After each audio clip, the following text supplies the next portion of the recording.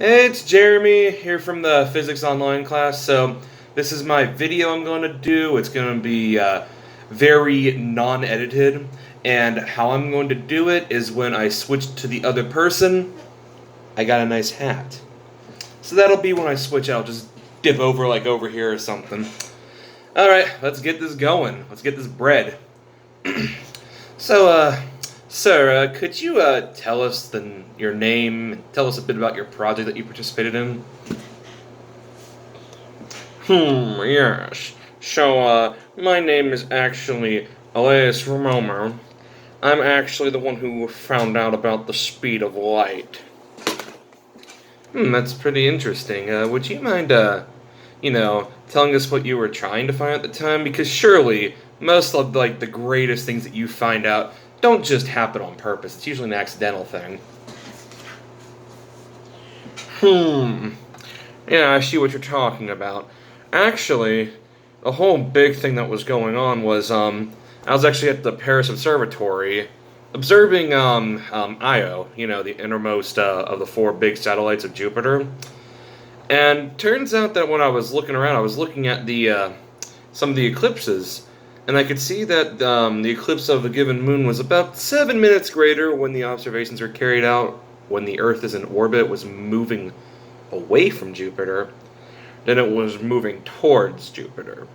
So at that point, I realized that there was something going on, decided to do a little bit more research on it. Okay then. That's pretty. I knew that something was going to happen, that you can't just find it on purpose. That'd be hilarious. But, so where did this take place again? Yeah, it seems like people like you would not listen when facts are given out. Excuse me, what? I told you it was in the Paris Observatory, around 1610 or so. You need to start listening whenever you do these kind of things. It's very rude for people giving interviews like this to just, ignore information. Well, you know what? We'll just go on, okay? All right. Now, something I want to know. Do you know of any other big events going on around that time? Maybe, because that'd be nice to know. Well, there was a couple things going on. I mean, just literally at the beginning of that year, Galileo was the one who discovered the moons in the first place, was the reason why I was able to actually do that research. There's also another big thing was the assassination of Henry IV of France. Yeah, it's a little bit of a big name, but, time travel makes you forget things sometimes. But Louis VIII, I remember that day of coronation. Not sure how many people thought about it because I was, trying to do my research and all. Also, I know that colonization was a big thing in what you guys call the United States of America. I believe it was somewhere in what you call New Jersey?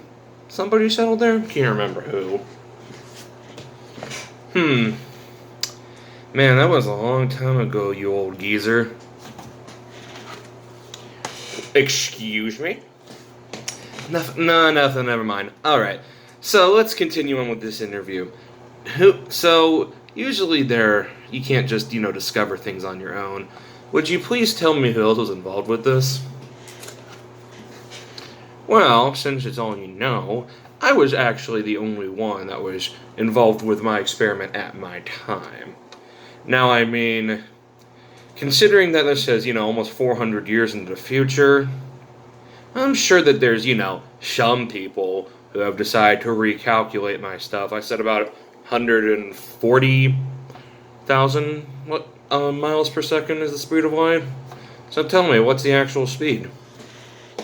Hang on, let me just do something real quick here. Let me look up stuff.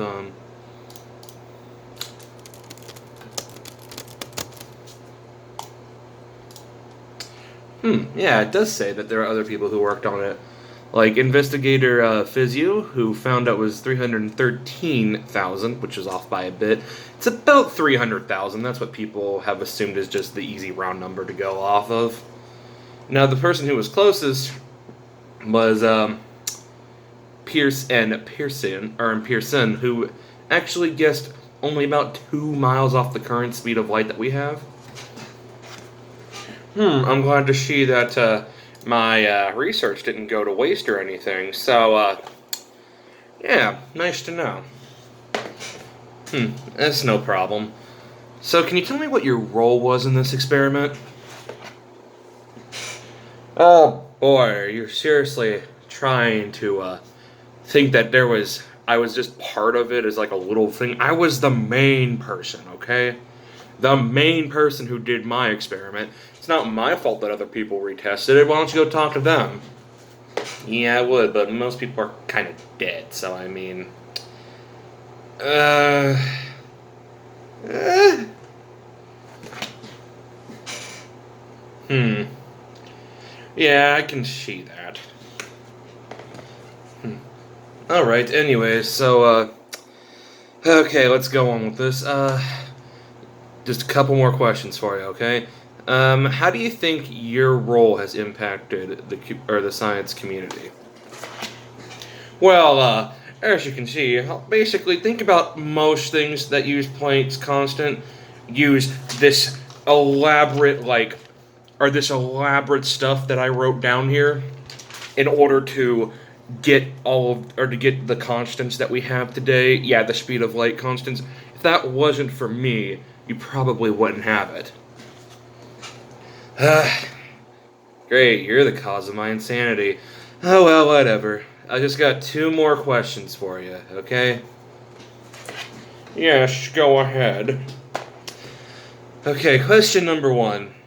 I couldn't find much when researching. Would you please tell me if you actually had any kind of lovers or children pass on your genius work to? Well, as you can see, there's nothing on there, and I'm not going to tell you anything. You really shouldn't ask about other people's business when it comes to this kind of stuff, okay? Okay, understandable. I need to ask one more question. Can I see that? Can I see that piece of paper with your work on it? Yeah, sure. Go ahead. Okay, let me just reach over here.